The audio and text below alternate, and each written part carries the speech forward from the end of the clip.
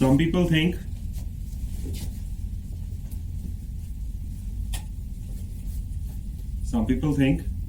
it is more important to plant. Some people think it is more important to plant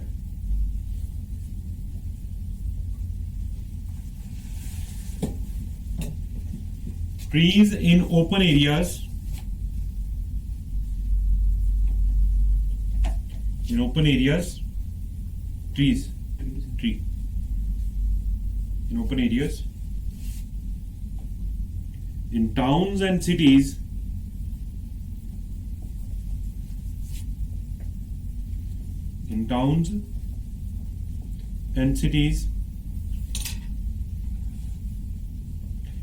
then provide more housing.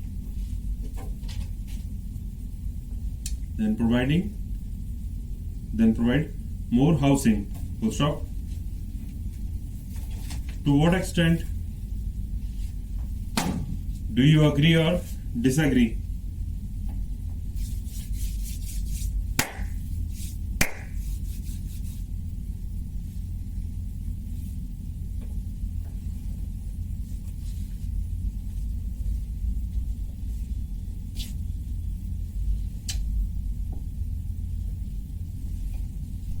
G. What has been asked? क्या पूछा जा रहा है?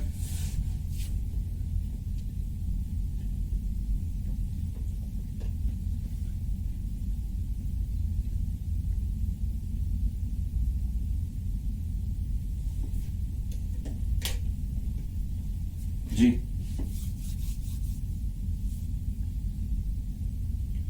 यहाँ पे तीन चीजें हैं, दो यूटिलाइजेशंस और एक रिसोर्स जिसको यूज करना है। तो रिगार्डिंग उसके क्या क्वेश्चन क्या पूछ रहे हो? प्लांट जो हमें प्लांट प्रोवाइड करनी चाहिए या फिर उस जगह प्लेस मतलब हाउसिंग वगैरह प्रोवाइड करनी चाहिए। हाँ, किस चीज को यूटिलाइज करने की बात हो रही है? स्पेस को। कहाँ की स्पेस को? सिटीज की स्पेस को। तो मेन क्वेश्चन, कोर क्वेश्चन क्या हुआ? How write down, how the limited land available in the cities should be used. क्योंकि अनलिमिटेड रिसोर्स हो फिर तो क्या है, पेड़ भी लगाते रहो, घर भी बनाते रहो, फिर तो कोई इश्यू ही नहीं है। एक सिटी है, वहां पे पहले ऑलरेडी कंस्ट्रक्शन हुई होगी और उसी में आपको घर भी बना, आपके पास ओपन स्पेस है कुछ, उसमें आपके पास दो ही ऑप्शन है, या तो आप ये कर सकते हो या ये कर सकते हो। या तो पेड़ लगाओगे ज्यादा से ज्यादा या फिर घर बनाओगे। तो आपसे पूछ रहे हैं how the land should be used. Why this question has been asked, क्यों पूछ रहे हैं? या तो अफर्मेशन या इंपॉर्टेंस। इसमें सिंपली क्या लग रहा है, किस चीज की बात होगी? इंपॉर्टेंस की बात होगी। किस चीज की इंपॉर्टेंस की बात होगी? ट्रीज की। फिर तो आपने ऑलरेडी साइड ले ली। अगर हाउसेस की बात कर दोगे तब भी ऐसे, हाँ, हमेशा अगर इस तरह से बात करनी है, अफर्मेशन चाहे इंपॉर्टेंस, हमेशा ध्यान रखना है कि ऐसी चीज ना ले लो जो एक मतलब, हाँ, वो एक साइड पहले ही दिखा रही है कि आप इसी साइड जा रहे हो। ठीक, write down answer of why is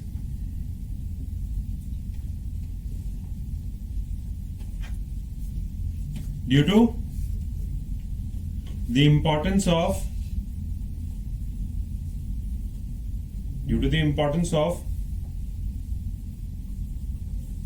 proper utilization,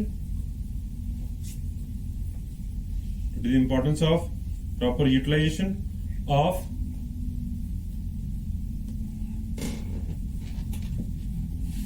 the land available in the urban areas.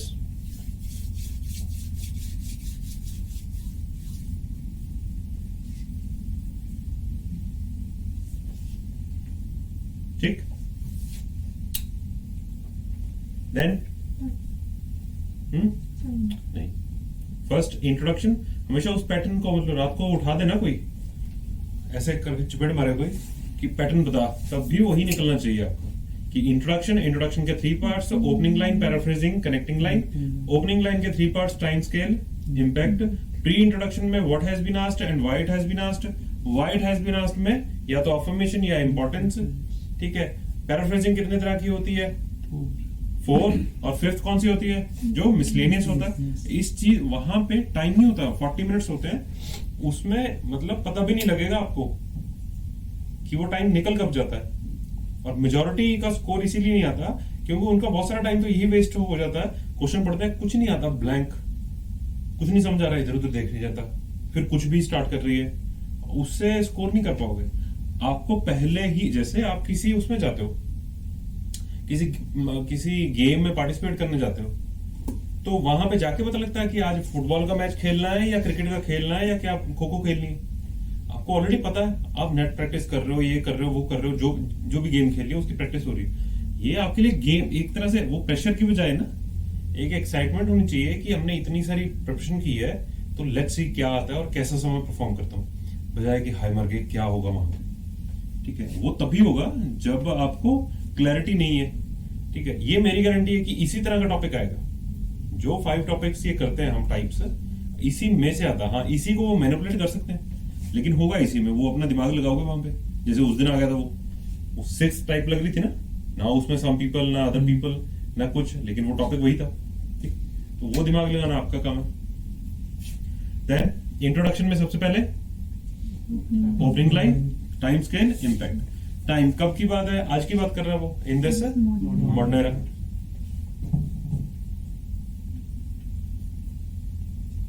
Scale दिया हुआ ऑलरेडी। स्केल का मतलब होता है दायरा, कि वो कहां की बात कर रहा है। अर्बन सिटी वो हाँ, through out the urban areas of the, कैसे लिखोगे इसको?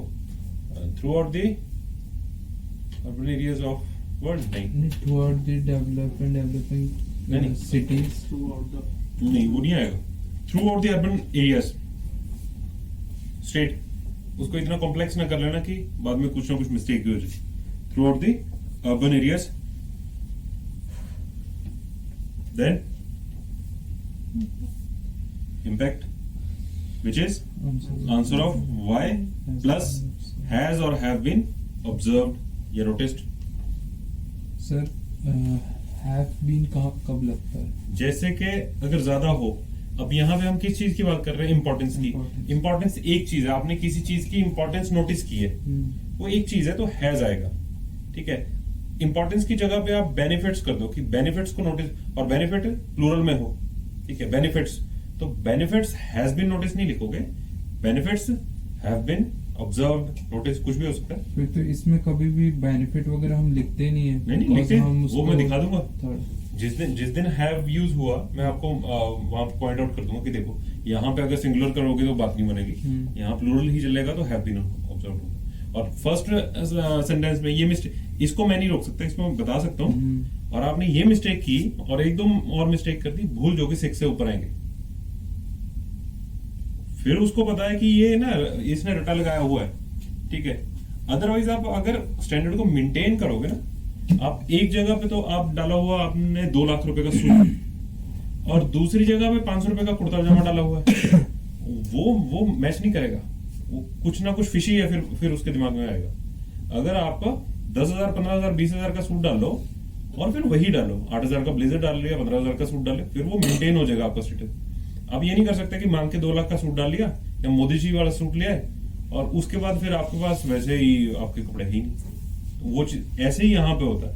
लोग फंसते कहाँ पे हैं ये ऐसे में, आप वर्ड लोगे भारी भारी, कहीं ना कहीं गूगल से ढूंढ लिए, ये कर लिए और उनका इनअप्रोप्रिएट यूज कर लिया।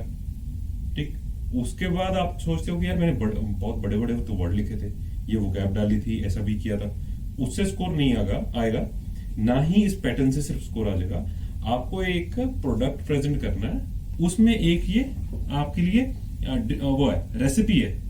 अब रेसिपी में आप इंग्रेडिएंट्स कैसे डालते हो और आपको लगा कि ये इंग्रेडिएंट बड़ा अच्छा है, बड़ा वाइट है, डाल दो पूरे का पूरा पैकेट और सस्ता भी है नमक। ठीक है, वो अच्छी डिश थोड़ी बन जाएगी, बैलेंस तो बनाओगे ना। ठीक, देन पैराफ्रेजिंग किस बेसिस पे होगी?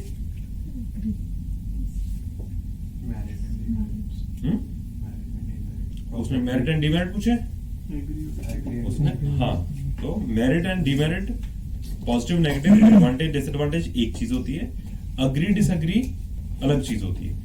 कई बार आपकी जान बच जाएगी कि अग्री डिसएग्री में आप एडवांटेजेस एंड डिसएडवांटेजेस लिख दो, ऐसे ठीक है। और ज्यादातर वो अब ऐसे नहीं डालते, ऐसे आपको अग्री में कुछ और, अग्री में जैसे उसके मेरिट्स लिखने होते हैं जो भी आपको उसने पॉइंट दिया, लेकिन डिसएग्री में आपको किसी और चीज की बात करनी होती है, उसमें डिमेरिट नहीं आप लिख दोगे जैसे इसमें होगा अभी। ठीक, वहां पे लिखो अग्री, पैराफ्रेजिंग, 2 एरोज बनाओ, ऊपर अग्री, नीचे डिसएग्री, अग्री को ब्रैकेट में क्लोज करके उसके साथ मैं फ्रेज लिखाता हूं, इससे क्लियर हो जाए जी। अब अग्री स्टेटमेंट क्या कह रही है, क्या करो, ट्री लगाओ, घर बनाने के बजाय ट्री लगाओ। तो क्या बताओगे, बेनिफिट्स ऑफ प्लांटिंग ट्रीज, वो अग्री में आ गया, BP 1 बन जाएगा उसमें।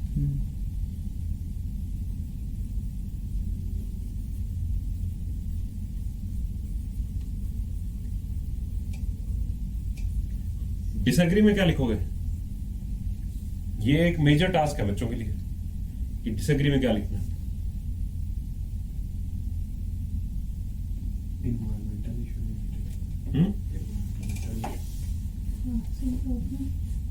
ओके जी,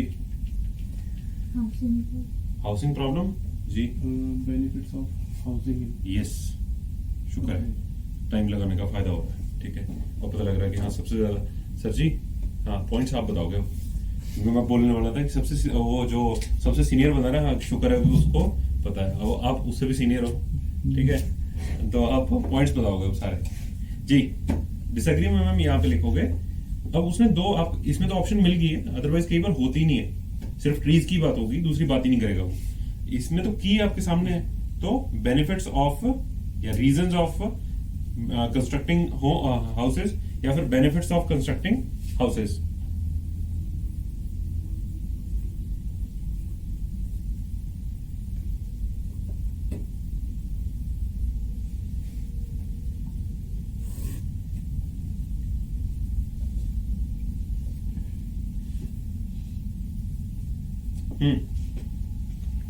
Then connecting line.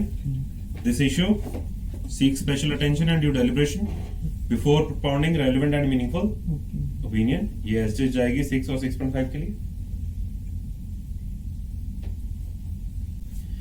Straight line BP1 agree.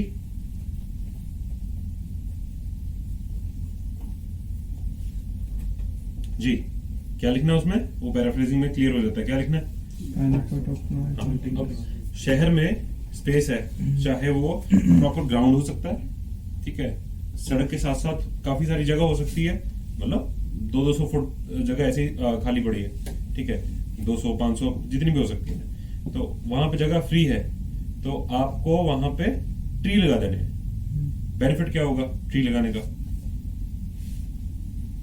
मतलब कहीं अलग यूनिवर्स में जाके पॉइंट नहीं सोचना होता।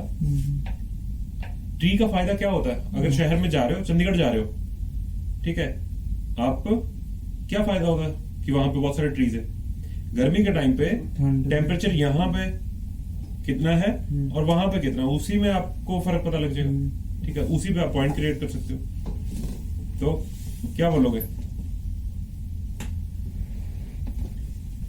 सोल्यूशन पे बोल सकते हो, ठीक है, beneficial to overcome city pollution. Pollution दो तरह से मेंशन कर सकते हो वहां पे, एक तो नहीं नॉइस, एयर पोल्यूशन की बात होगी यहाँ पे, एयर को ही फिल्टर करते हैं। एक तो जैसे कार्बन डाइऑक्साइड, ठीक है, उस चीज के लिए बात कर सकते हो। दूसरा डस्ट, अगर घरों के पास देखोगे या फिर रोड पे भी देखोगे, जहां पे भी रोड पे काफी सारे ट्रीज होंगे, तो वहां पे आपको डस्ट कम लगेगी। क्यों, वो सक करते हैं, जब एयर सक करते हैं तो एयर में ही तो डस्ट घूमती है, तो उसको भी सक करते हैं। आप देखोगे कि पूरे ट्रीज के ऊपर क्या होगा, जैसे घर पे देखोगे, ठीक, कि अगर किसी भी घर पे बहुत सारे ट्रीज लगे हैं तो बहुत सारी जैसे डस्ट आपके घर पे आने की बजाय, काफी ऐसा नहीं कि 100%, लेकिन काफी डस्ट वो रोकते हैं, और आपको ट्री पे दिखेगी कि बहुत सारी डस्ट उसी पे होगी, अंदर कम होगी, और जिस घर में नहीं है वहां पे ज्यादा होगी, ठीक। तो ऐसे ही शहर में, अगर किसी शहर में बहुत सारे ट्रीज लगे हुए हैं तो वहां पे जो कार्बन डाइऑक्साइड वाली वो बताओगे, और दूसरा डस्ट की बात कर सकते हो। दूसरा जो पहले बात कर रहे थे, टेम्परेचर। गर्मियों के लिए, गर्मियों में हाँ कहीं, क्योंकि वैसे शहर का टेम्परेचर जो अगर अर्बन एरिया से ज्यादा देखोगे या किसी फॉरेस्ट एरिया से देखोगे तो शहर में टेम्परेचर ज्यादा होता है। अगर बहुत सारे ट्रीज लगे होंगे वो ऑटोमेटिकली आप क्या कर सकते हो, उसको टेम्परेचर लो कर सकते हो।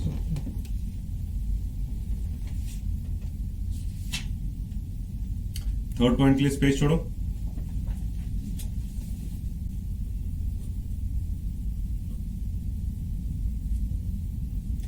देन डिसएग्री, पैराफ्रेजिंग चेक करो। पैराफ्रेजिंग में क्या लिखा है? Benefits of constructing houses. Benefits of construction houses and reason of construction. ठीक है जी। तो घर, शहर है, शहर में खाली जगह है, वहां पे आपने घर बना दिए। ठीक है, सबसे बड़ा बेनिफिट क्या होगा? मेट्रोपॉलिटन्स को सोचो, दिल्ली, मुंबई, न्यूयॉर्क, ऐसी जगह को सोचो, खाली जगह पड़ी है, वहां पे और घर बन गया, क्या होगा? सिर्फ इकोनॉमिक्स का बेसिक सा रूल जो कि सप्लाई ऊपर जाएगी तो प्राइस किस तरफ जाता है? अगर किसी चीज की डिमांड बढ़ती है तो प्राइस किस तरफ जाता है?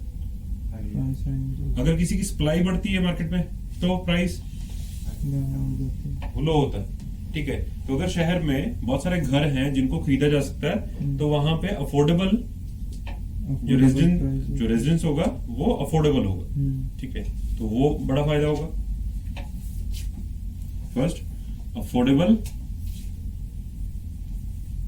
Houses to live. इसकी इसी में एग्जांपल डाल सकते हो साथ में। ठीक है, जैसे इन बड़े शहरों की बात कर सकते हैं कि अगर वहां पे बने, क्योंकि वहां पे जगह नहीं है, अगर वहां पे समहाउ जगह हो और घर बने तो वहां पे जो लोगों को घर नहीं, जो अफोर्ड कर पा रहे, ठीक है, तो उनको भी घर मिल सकते हैं। क्या ये पॉइंट सही होगा कि मैक्सिमम पीपल एक साथ ही रहते हैं इन सेम बिल्डिंग? नहीं, मतलब जैसे सब अलग अलग प्लॉट लेके बनाते हैं तो मैक्सिमम पर्सन वो अलग, अब उसके लिए ऐसे है सर, उसका अलग से ऐसे है। यहाँ पे वो बात नहीं हो रही, हाई राइजिंग बिल्डिंग की बात नहीं कर रहे वो इन्होंने कुछ नहीं कहा कि छोटी सी जगह है वहां पे अगर हाई राइजिंग बिल्डिंग बना दे तो ऐसा होगा वैसा होगा।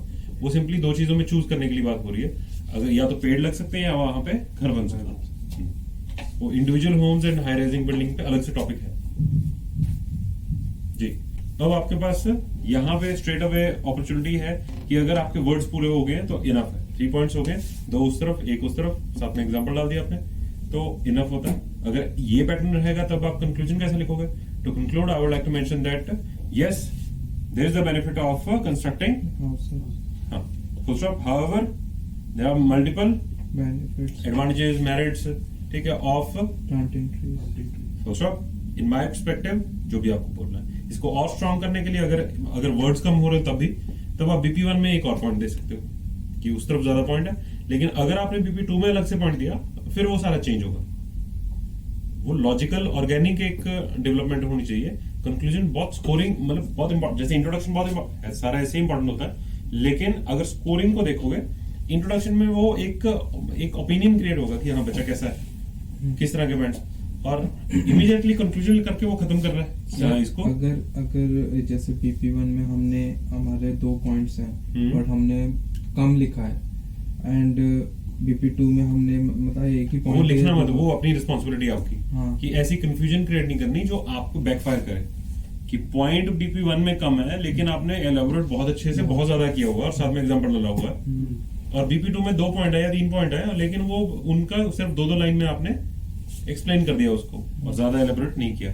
तब आप क्या करो, फिर उसी तरफ पॉइंट्स ही उस तरफ कम लिखो, उस तरफ एक और पॉइंट सोचो, जहां बहुत अच्छा पॉइंट है उसके साथ ही एक छोटा सा और पॉइंट देके वहां से एक पॉइंट काट दो। इलॉजिकल सी चीज नहीं लगनी चाहिए जो कंफ्यूजन क्रिएट करे और दोबारा पढ़ना पड़े उसको, क्या मतलब कहना क्या चाहता है। ठीक, गो थ्रू एक बार पॉइंट्स।